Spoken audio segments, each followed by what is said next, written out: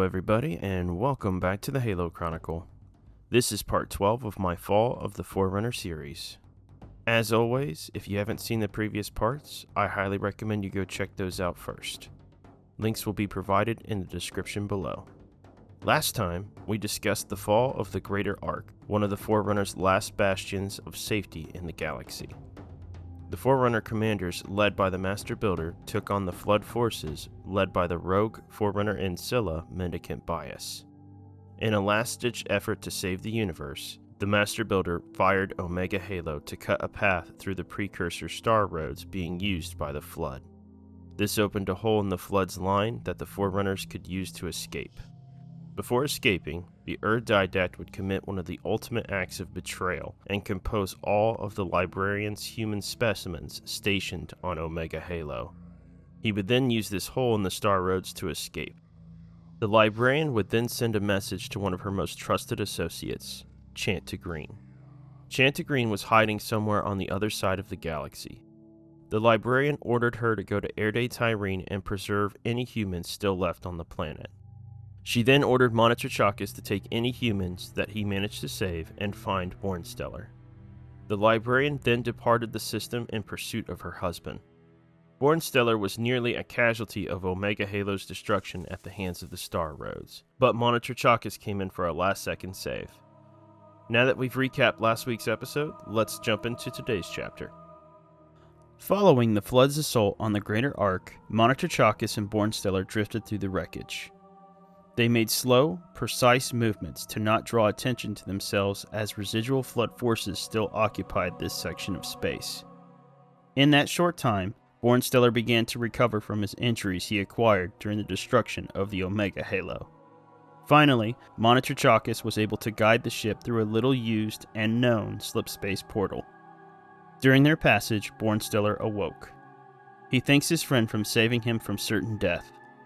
Monitor Chakis was then given the coordinates to the Lesser Ark by Bornstellar. The two would make the long journey to the other side of the edge of the galaxy. Meanwhile, the Librarian would continue her pursuit of the Thedaks. She would reach Requiem. There she would find a series of empty Forerunner vessels. This confused and perplexed her. She thought that the Thedaks would be surrounded by his loyal soldiers, but she could not find any traces of the once proud Promethean army. She didn't think that she would get far when it came to infiltrating the system, but to her surprise, her access was not restricted. She was able to board Requiem and begin her search for the Thedaks. The Librarian would find that much of Requiem had been converted into a factory. It was currently designing and building weapons as well as thousands of mechanized bodies. She began to piece together the Thedaks' plan. The essences of her specimens were being prepared to be inserted into these mechanized bodies. They would then be forced to join the Promethean army as watchers, crawlers, and armatures. Seeing her specimens abused in this way lit a fire in the Librarian. During this time, the Librarian would come to the opinion that humanity were the rightful inheritors of the mantle of responsibility, but she knew that they would never be safe unless the Thedaks was stopped. She knew that the Thedaks would stop at nothing to make sure that Forerunners remained the dominant force in the universe. The Librarian would then encounter the last non-composed soldier in the Thedaks' army, Endurance of Wills. Endurance was a lieutenant of the Thedaks' army during the Forerunner-Human War.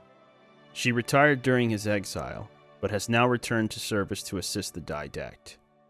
The Librarian attempts to convince Endurance that the Thedaks is unwell and needs to be forced back into a meditative exile.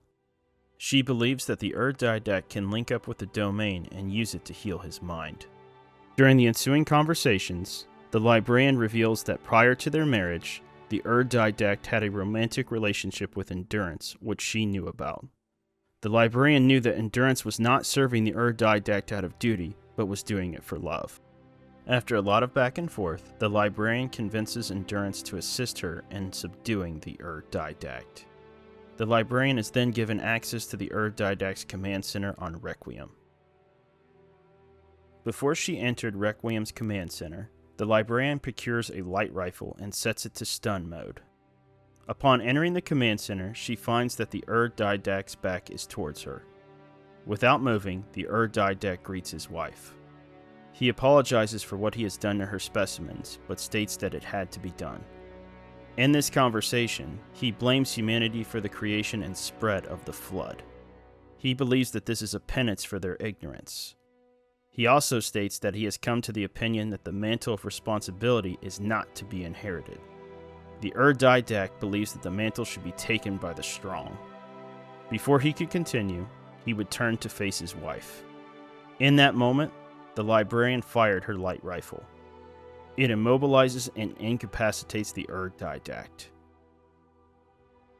With the help of endurance, the librarian prepares and assembles the Didact's combat cryptum. The Didact is then deposited into the cryptum.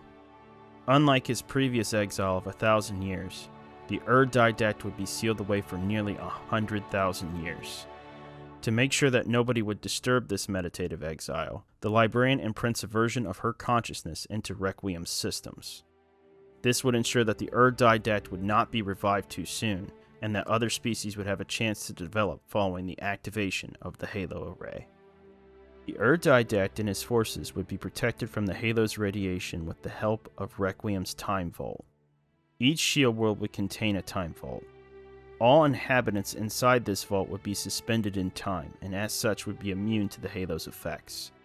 The librarian hoped that the Didact would emerge from this cryptum after healing his mind, and serve as a guide to help humanity obtain the mantle. With this last task completed, the librarian departs Requiem and journeys to Erde Tyrene. Upon her arrival to Erde Tyrene, the librarian would find that her senior life worker Chanta Green had performed her last task brilliantly. Chant had gathered all the remaining populations of humans that still resided on the planet and was awaiting instructions from the librarian. The librarian would decide that if humanity were to inherit the mantle, they would need access to the Forerunners' knowledge and history. She decided the best way to do that would be to create a great portal on Erde Tyrene that would take the humans to the Lesser Ark. There the humans could access Forerunner technology and knowledge. She hoped that they could use that knowledge to learn from the Forerunners' mistakes. The librarian would decide to remain on Erde Tyrene. She would pass her title of Life Shaper or Leader of the Life Workers over to Chanta Green. Chant attempted to protest but was overruled. Chant would then take a Forerunner key ship and head to the Lesser Ark. The librarian would then send a request to Bornsteller. She would request that Bornsteller send her the Gargantua-class ship that they were using. She would order that the ship be broken down into its component parts and used to build this great portal in the African savanna. After a series of long jumps, Bornsteller and Monitor Chalkus would finally arrive at the Lesser Ark. Surrounding the Ark, Bornsteller would see 6 brand new Halo installations.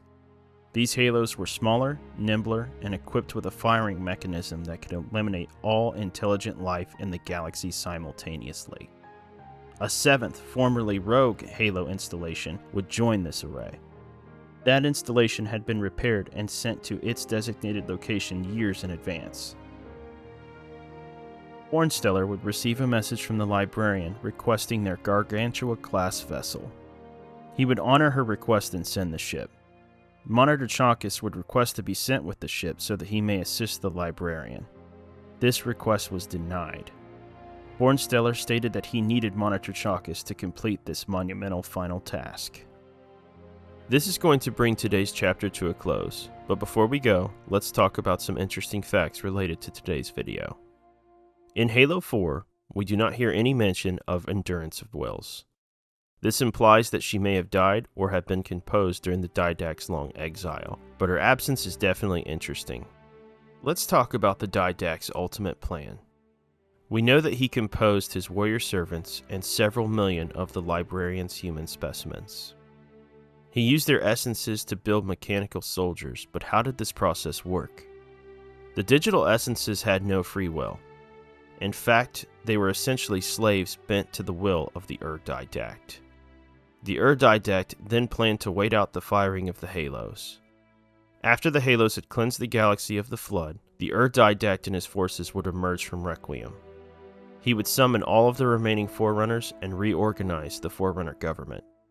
He would then forcefully take the mantle of responsibility. He would start a program of eliminating any species he saw as a threat to the Forerunners. He would continue to grow his army, and should the flood return, which he believed they would, he would engage them with overwhelming force. Though this plan does have elements of good strategy, it also violates the principles of the mantle in order to obtain it.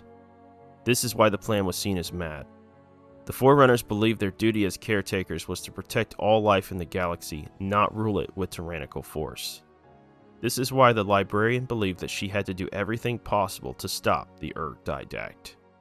Our next fact is about the Lesser Ark's location. After the destruction of the Greater Ark, all navigational data regarding the location of the Lesser Ark was destroyed, with some very small exceptions.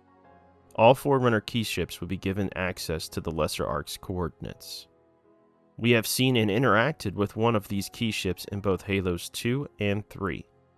The key ship in question is the ship that the Prophet of Truth uses to activate the Great Portal on Earth.